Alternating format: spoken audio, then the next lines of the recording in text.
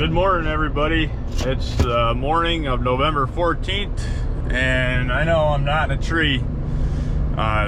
It's like 20-mile-an-hour wind gusts out there this morning, and I figured it'd be a great morning to get over to the Pennsylvania lease and get my climber set up where I'm going to want to rifle hunt.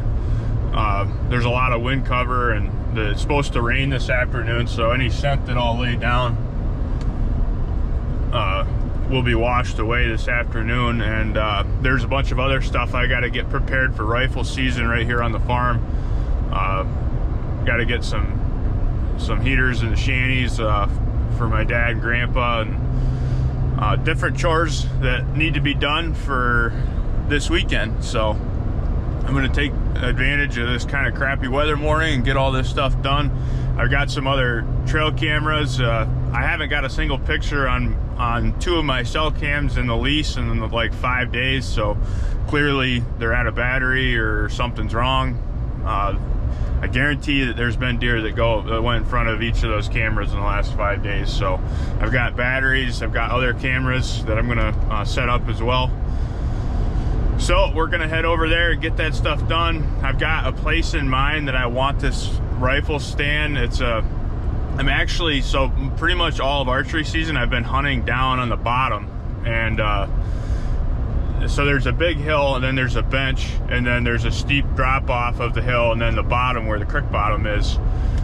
I've seen from walking in and out from the top of the hill, there's a certain spot where there's a lot of deer that seem to cross the top of that hill when they go down over the hill, or vice versa. And I think up there I'll be able to see a lot more. If I can get the stand high enough up on top, I'll be able to see that bench where there's a lot of buck sign, in particular split brow, that buck that I actually encountered the last time I archery hunted there. He lives right there. He's there all the time, and right on that bench is kind of his place. He's got all kinds of rubs torn up in there and scrapes and whatnot, and you know, that buck did the same thing last year as a 2-year-old right in the same area. So I think if I can get my climber up top, I can be a lot less intrusive getting in and out of there during rifle season. It's a lot closer to where I park, and it's a place that I'll be able to overlook that bench where split brow tends to spend a lot of his time, and it's a place where there's a lot of transition where deer are going up and over the hill and vice versa. So we're gonna sneak in there. I got a long walk to get the climber to get it back up to where I want it, and we're gonna fix those cameras, and then we're gonna leave it untouched for I think it's like 3 weeks until Pennsylvania rifle season comes in. So we'll be going in there with a clean slate, no human presence at all in 3 weeks, and hopefully we knock down split brow or one of those other big deer that are in there. So we'll see you in the lease in just a few minutes. Well, we got to the first camera in here, and it said that there was a card error, which is why it wasn't sending pictures, and I just switched the card and now it's sending me pictures. So I'm actually going to move the cell cam up to where I'm going to put the climber for rifle hunting, just to keep a close eye on that area. And I just put a normal camera up right here over this hanging vine. Just freshen that scrape with my own freshener. We're gonna go over, grab the climber, and then make the trek back up the hill. Okay, we've secured the climber, and I'm gonna head up the hill and locate the perfect tree to clap split brow out of opening day of rifle season.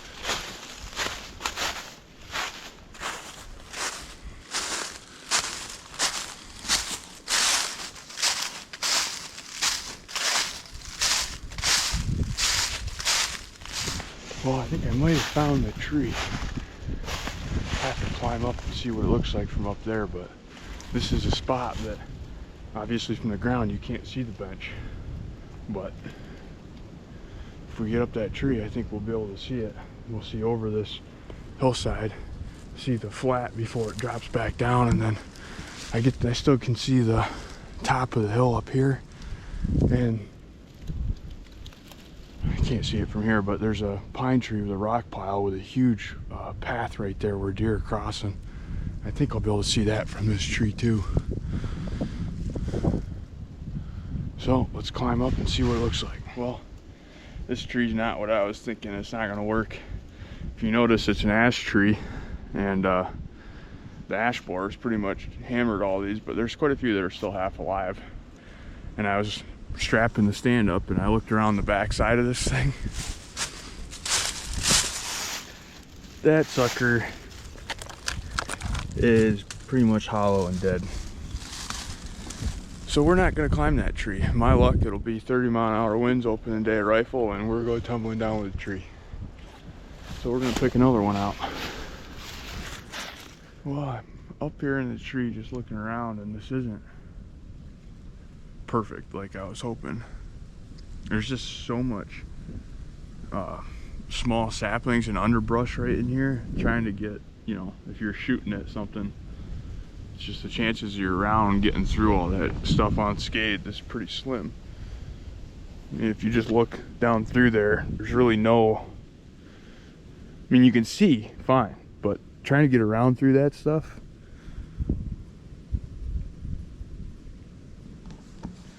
I don't know.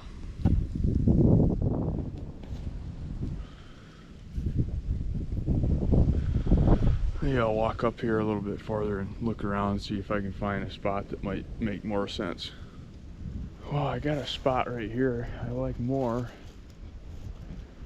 Problem is I can't get up very high in that tree, and I have to get up decently high to see over this bank out in front of me here, but I like it being closer to the access. I don't have to walk through as much woods to get to it, and I can still see this area up here where a lot of these trails are coming through.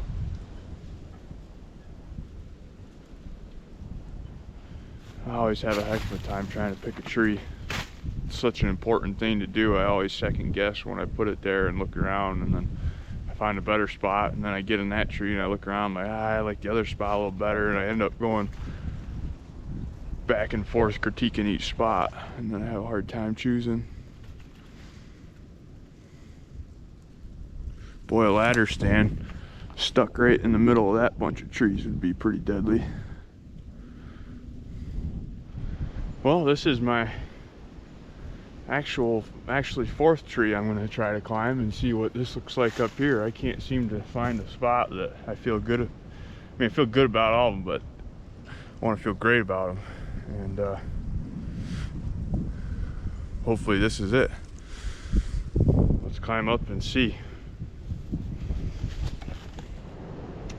This is it right here, folks. This is going to be the tree. I can see pretty much all the spots that I really wanted to be able to see from here, and I've got a lot better shooting, a few shooting lanes. I have openings where I can actually get around through at 100, 150 yards, whereas those other spots I would be able to see the deer, but getting an ethical shot through where they would have been tough. This spot right here is going to be deadly, I think. Trusty oak. Go ahead and climb down, and I'll mark this on Onyx so we can get to it in the dark. And we're going to be ready to go for opening day in Pennsylvania. Well, we're slowly but surely getting everything done. Whoa.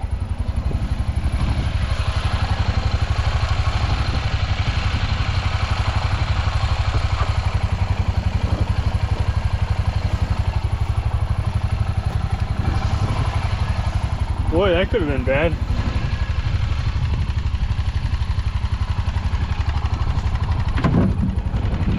But anyways, I got the heater in the shanty.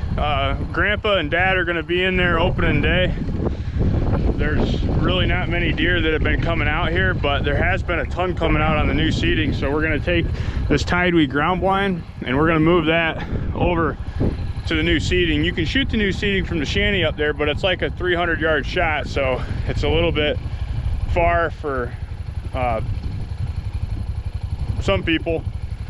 But we're gonna get this right on the edge of Brian and ours by the ditch up top of the hill, so you can sneak in and out of here and still see that new seating piece. So these blinds right now, it's a Black Friday deal on Tideweed's website. You can get these for like 50 or 60% off, and then if you use my discount code with it, you can get an additional 16 or 20%, which is crazy. So you can end up buying these things for like literally 30% of what it originally cost. So let's go ahead and get this. I'll show you how easy this is to fold down.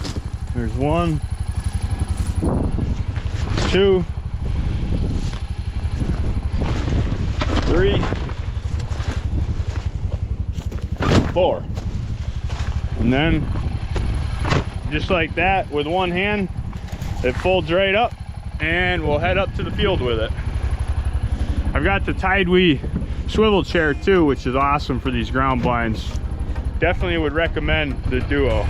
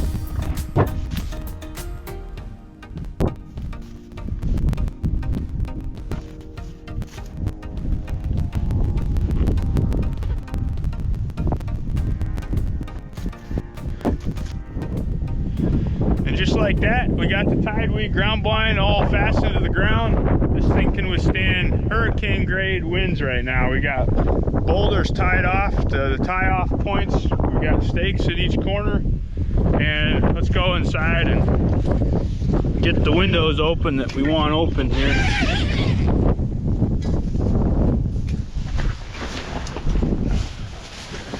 Okay, so really all the shooting is going to take place right out of this window right here, so we're going to close this side right up.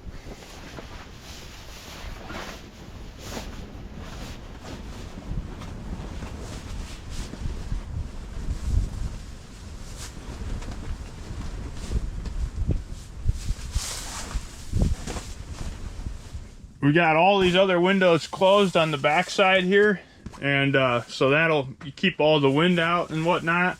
Really, the only window we need open is this window that overlooks, you know, all the new seating out there. I've got a few propane canisters in here for my propane heater when we hunt and we need some warmth.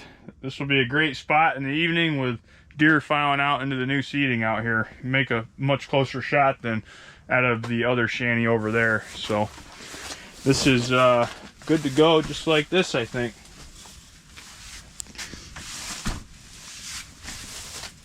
Good morning, everybody. It is the very last bow hunt of the 2024 archery season for me. Tomorrow is rifle season, so we're going to give this morning one last shot. We're in the Stump 3. We had that goofy buck spending a lot of time down in here early this morning, like 5 o'clock an hour ago. He was chasing a doe right through the back of the food plot here, so I know he's right here close in the area. If he comes by here and gives me a good clean shot, we'll put a hole in him. But otherwise, we're going to sit back, relax. I got a whole thermos of coffee, and see what happens. Thanks for joining me.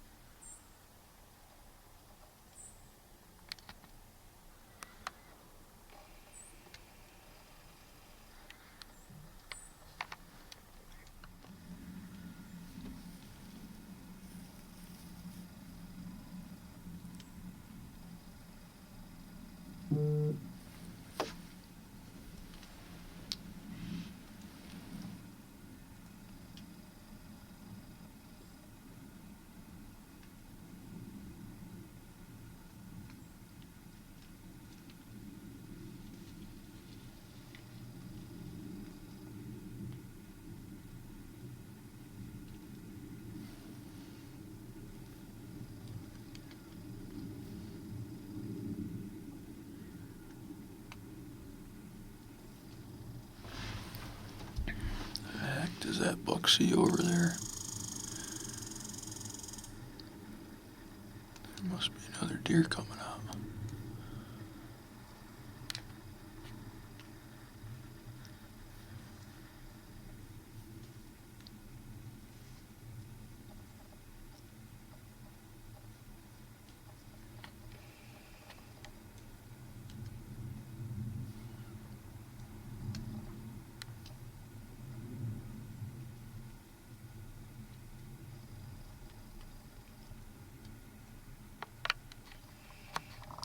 Oh, little doe.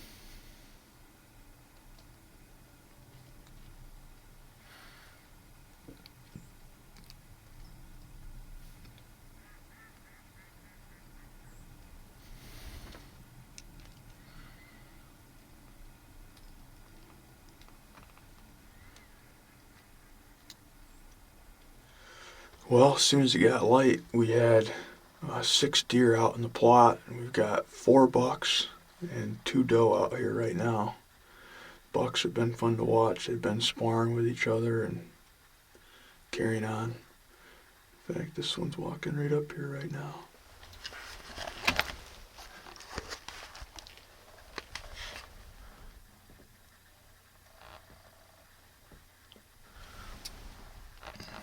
That one's just took off the back of the plot for some reason.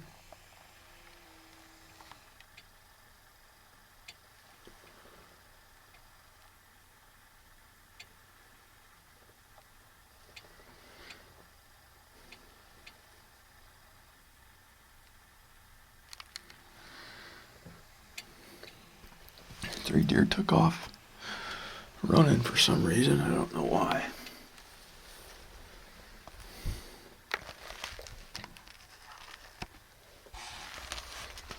But man, this has been a really fun place to sit and just observe the deer and how they act and kind of communicate with each other.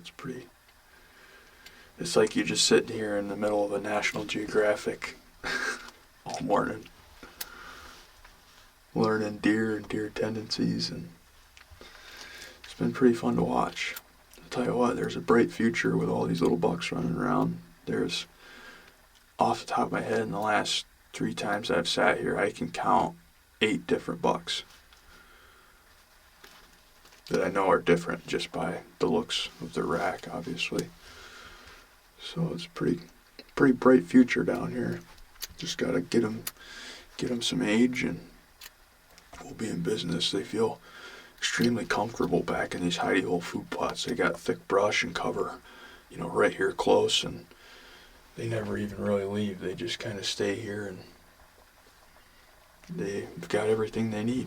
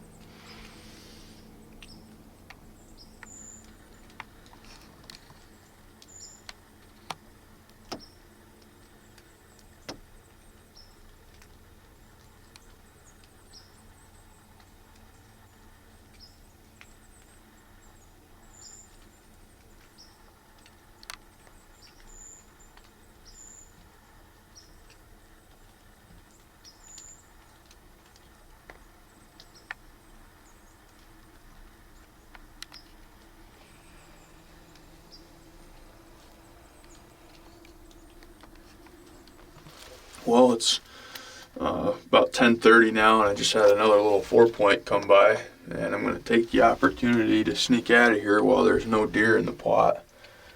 My little buddy 6-point went back and bedded right off the back of the food plot in the brush back there, so we'll go ahead and get out of here before any of them little bucks end up back in here. But we got one more evening, and then we're on to rifle hunting. I think I'm going to shoot some rifles when I get home and make sure everything's on and ready to go. Get all the orange out and put the bow away and move on to the next phase. We'll see you on the afternoon hunt.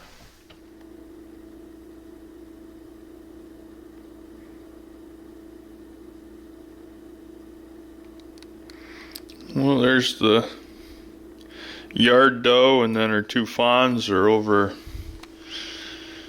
there feeding in the field. That doe has spent the entire summer right there in that patch of brush, and those 2 fawns are always standing out down here. A lot of times they're right in the yard or bedded down right over here on the edge of that thick brush, right where they're out eating.